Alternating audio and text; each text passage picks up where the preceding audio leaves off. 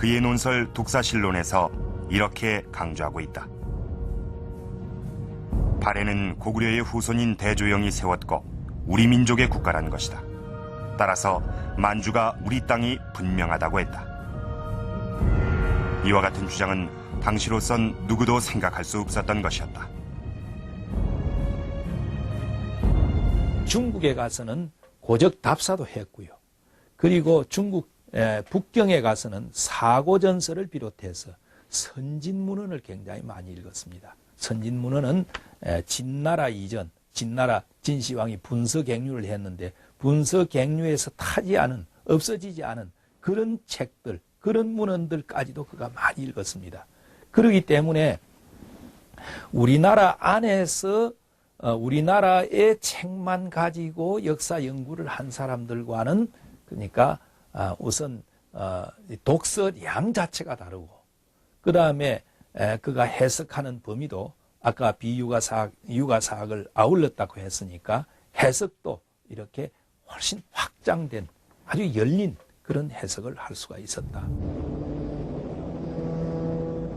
철저한 답사와 수많은 책을 통해 얻어진 그의 새로운 역사 인식은 종전과는 전혀 다른 것이었다.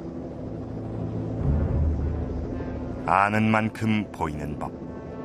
누구보다 역사를 정확히 알고 있었던 신채호. 그는 우리의 고대사와 만주에서 우리의 자랑스러운 역사를 찾아냈고 독립운동을 하는 사람들에게도 우리의 예의 땅에서 나라를 되찾으려고 노력하는 것은 당연한 것임을 강조하고 있다. 당시에 만주가 한국 독립운동과 이민들의 생활 무대였는데 이것이 나무나라가 아니라 옛날에는 고대에는 우리 선조가 역사를 만들고 생활했던 우리의 땅이었다고 하는 것이 훨씬 독립운동을 하는데 정신적으로나 실제적으로나 도움이 되는 고무적인 일이었기 때문에 만주를 아주 깊이 연구를 하고 또 부여 고구려 더 올라가면 고조선에 대한 당시로서는 획기적인 역사를 바꾸어 놓는 새로운 견해와 새로운 연구를 진행시켰었습니다. 현장을 뛰면서 그는 확고한 신념을 얻었다. 역사 속에서 희망을 찾아내려는 신채호의 노력은 그의 저술 조선 상고사로 결실을 맺는다.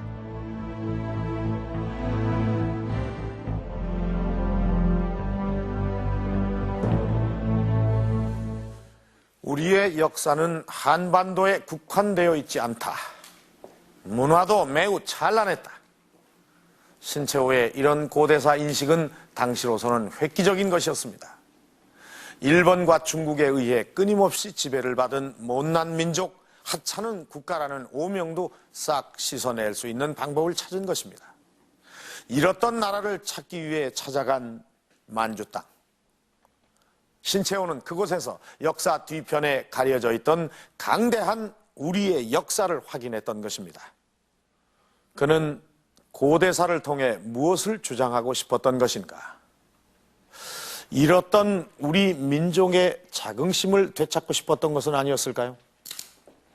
어쨌든 신채호가 선택한 이런 역사 연구는 일제에 의해 만주로 강제 이주된 우리 주민들과 또 만주에서 독립운동을 하는 사람들에게 큰 자긍심을 심어주게 됩니다. 이렇게 끊임없이 역사 속에서 암울했던 현실의 돌파구를 찾고자 노력했던 단재. 그는 언론인이었기 때문에 누구보다도 현실을 똑바로 볼 수 있었던 것으로 보입니다. 그가 역사에 몰두하게 되는 계기는 무엇이었을까요?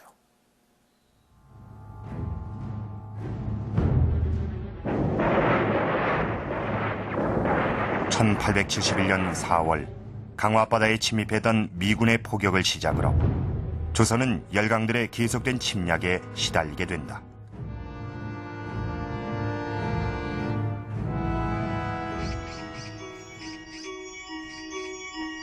바로 이때 1880년 12월 단제는 조선조 영의정을 지낸 신숙주의 18대 손으로 태어난다. 시골 양반 집안의 살림은 가난했다. 단제가 7살 되던 해 아버지 신광식마저 세상을 떠나고 단제는 할아버지 신성우 밑에서 한학을 배우며 자란다. 어려서부터 책을 가까이 했던 단제는 9살에 중국 역사서 자치통감을 완전히 익혔고 13살 때는 사서 삼경을 독파해 천재란 소리를 듣기도 한다.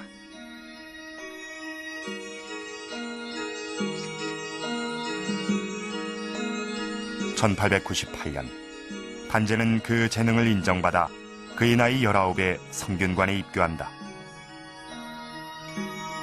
당시 성균관 관장 이종원은 너는 곧 나를 능가할 것이다 라고 말할 정도로 신채호를 뛰어난 인물로 보았다.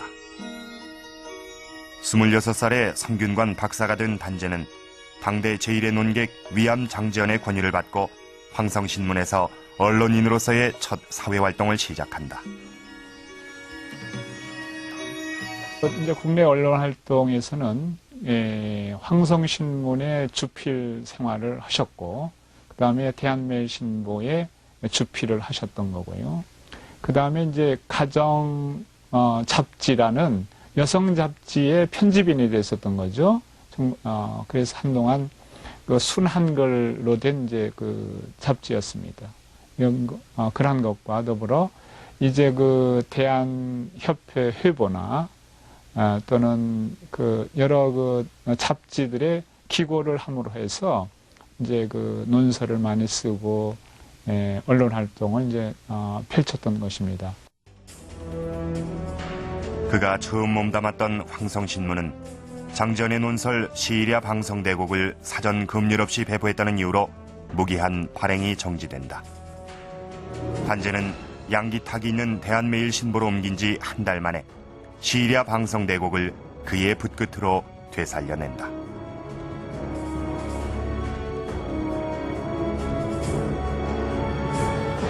단제는 대한매일신보를 통해 일제 탄압이 강하면 강할수록 논설의 강도를 높여간다.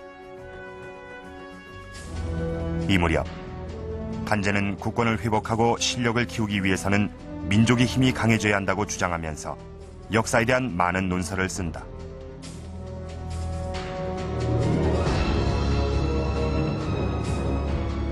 역사는 애국심의 원천이다. 그의 논설에서 밝혔듯이 애국심을 키우는 힘을 역사에서 찾으려고 했다. 따라서 민족의 앞날도 역사에 의해 결정된다고 보고 있다. 그가 이렇게 역사를 중요하게 봤던 계기는 무엇일까? 인테보 하야시라고 하는 일본 학자가 있었는데 이분의 전공이 조선사예요.